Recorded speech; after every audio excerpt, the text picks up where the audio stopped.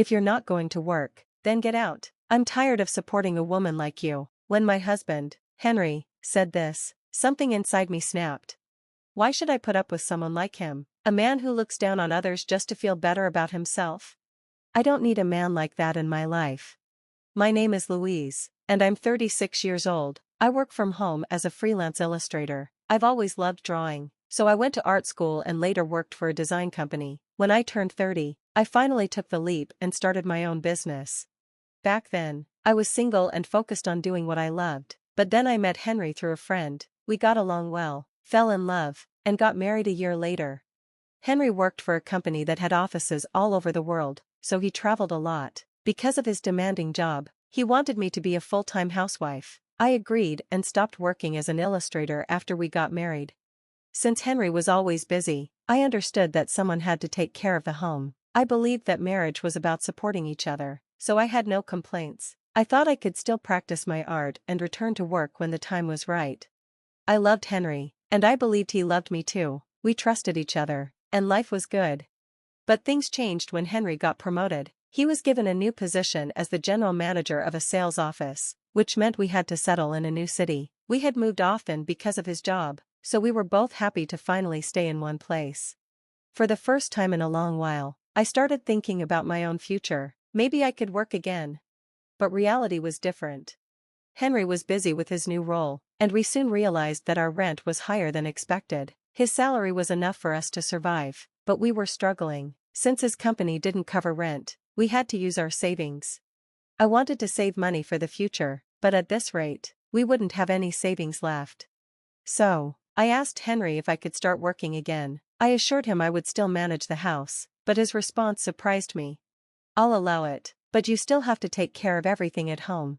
His words felt wrong, but I brushed it off. I had supported him all this time, and maybe he was just feeling anxious about our new life. I was excited to work again. But soon, Henry started acting differently. What is this? He asked one night at dinner. It's pork chops with mashed potatoes and vegetables, I said. This is garbage. You're home all day, and this is the best you can do? Henry had never spoken to me like that before. I won't get any energy from this kind of food, he continued. I tried to explain. I bought carrots, Brussels sprouts, and potatoes because they were on sale. And you like pork chops, don't you? Henry's face turned red. Are you saying my salary isn't enough? He shouted. I shrank back, shocked. That's not what I meant at all. Do you know how hard I work for you? I just got promoted, and you dare to complain? I wanted to defend myself, but stopped. Henry was under a lot of stress. He was responsible for his team at work and providing for us. So instead of arguing, I said, I'm sorry. Maybe he was just exhausted. And so, I convinced myself to let it go. But Henry's bad attitude didn't stop. Hey, you're not cleaning the bathroom properly. Where's the shirt I was supposed to wear today? You'd better brush my shoes. Henry had never been like this before we moved. What was wrong with him? Every day, he yelled at me. I started doubting the man I had married. Balancing housework and my job was harder than I expected. If I focused on housework, I had no time to work. If I focused on work, I couldn't keep up with house chores. One day, I asked, now that I'm working, could you help with some house chores? Henry scoffed. You're ignoring the house because of your stupid job. Just quit it already. You work from home, so don't act like you're important. It's not like you make much money. You're just a housewife, but you think you're better than me. His shouting became a daily thing.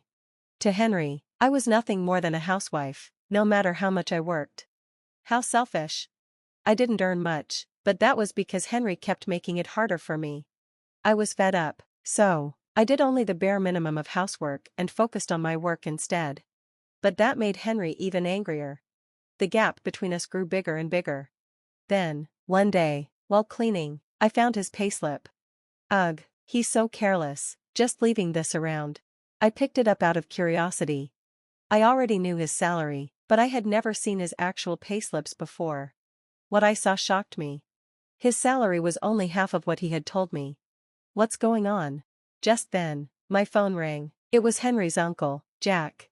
Louise, it's been a while. Oh, Jack, what's wrong? I hate to bring this up, but I've been lending Henry money. It's been a long time. And I was wondering when he's going to pay me back. Since I lent him the money, I've been worried that he won't pay me back. What? He owes you money? Everything suddenly made sense. Henry had borrowed money from Jack to cover up the missing part of his salary. He had lied to me. The amount he borrowed? Around $10,000. I apologized to Jack and promised to pay him back. Even though Henry had done something so awful, Jack didn't blame me. He just said gently, "As long as he pays me back, it's fine." That night, I had enough. I didn't confront Henry about his debt or the payslip, but my anger kept building. He had looked down on me, forced me to do all the housework, and even got in the way of my job. Yet, he still acted like I was the problem. When will you learn to do proper housework? The food is terrible, the living room is dirty. What have you been doing all day? Playing around with your silly job? Being a housewife is so easy. I finally snapped. Do you even hear yourself? I cook, I clean, just as much as you. If you don't like it, do it yourself. You come home early enough now, so why don't you help? Henry slammed the desk. Since when did you get so bossy? Don't get carried away. Who do you think supports you? I shot back. What's so bossy about asking for help? I'm doing my part, what about you? I glared at him. I didn't have to put up with this anymore. Henry didn't back down. You don't even do your job right. All you do is pretend to work. Why don't you earn some real money first? I clenched my fists. That should have been my line. Then Henry smirked. I should never have married you. You're draining all my money. If you think we don't have enough, then go earn it. If you won't, then get out. I'm sick of supporting a woman like you.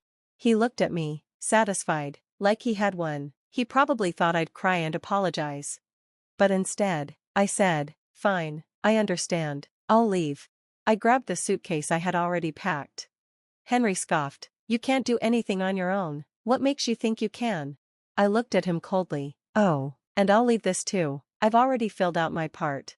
I slammed the divorce papers on the table. His face froze in shock. Well, that's that. Fill them out and submit them ASAP, okay? I turned and walked out. I had already told my parents everything, and they welcomed me with open arms. When they heard about Henry's behavior, his debt, and his lies, they told me to divorce him immediately. I had no doubts. I wanted out. But would Henry even sign the papers? My father reassured me, if he refuses, I'll help you get a lawyer. A week later, Henry showed up at my parents' house. Did you sign the divorce papers? I asked. Henry hesitated. I'm sorry, I'm only asking if you signed them or not. Henry's face crumbled. Please don't divorce me, he begged at the front door. I was perplexed by Henry's sudden change in attitude. For someone so arrogant, his shift was unexpected. My parents looked at him suspiciously, but I decided to hear him out and invited him inside. Actually, I wasn't even promoted at work. Henry's so-called promotion had been a lie. The truth? He had been demoted and transferred to a branch office, which explained his lower salary. Henry had never been particularly skilled at his job. I had noticed his incompetence before, but I never imagined it had been bad enough to get him shuffled from one department to another. Now, he was stuck in a small, dead-end position with no hope of moving up. Too proud to admit the truth, he had faked his success. After losing his status at work, he started belittling me to boost his own ego. I thought I was a great husband just because I was supporting you as a housewife. So that was it. Henry had disrupted my work and treated me horribly just to maintain his fragile pride. I understand everything now that you're gone. You were actually making a lot of money, huh? Before I left, I had deliberately left a copy of my bank book in Henry's room. My income wasn't as high as it used to be, but it was still enough to cover expenses. I finally realized that I need you. I can't pay the rent alone, but if we work together, we can make it work. Let's start over. I want to be with you. I won't ever treat you that way again. Henry had tears in his eyes, but I felt nothing for him anymore. If you can't afford the rent, why not just move somewhere cheaper? And what about your debt? Don't you need to pay Jack back? Henry's expression shifted. How do you know about that? Even after all this, he was still hiding things from me. I shook my head. If you truly wanted a fresh start, don't you think I had the right to know about your debt? My father, who had been silent until now, finally spoke. You're too dishonest, Henry. I can't trust my daughter to you anymore. Henry didn't argue. He knew he had nothing left to say. If you refuse to sign the divorce papers, I'll get a lawyer involved, I warned. Your verbal abuse, everything you said to me, is enough evidence for a divorce, and I have proof, so be prepared. Henry let out a defeated sigh and reached into his bag. Slowly, he pulled out the divorce papers. I really can't take this back, huh? It's too late, we're strangers now. I took the papers from him. Now, I'm focused on my career as an illustrator. I never imagined that leaving Henry would change my life so drastically, but I have no regrets. You only live once, so it's better to live happily, on your own terms.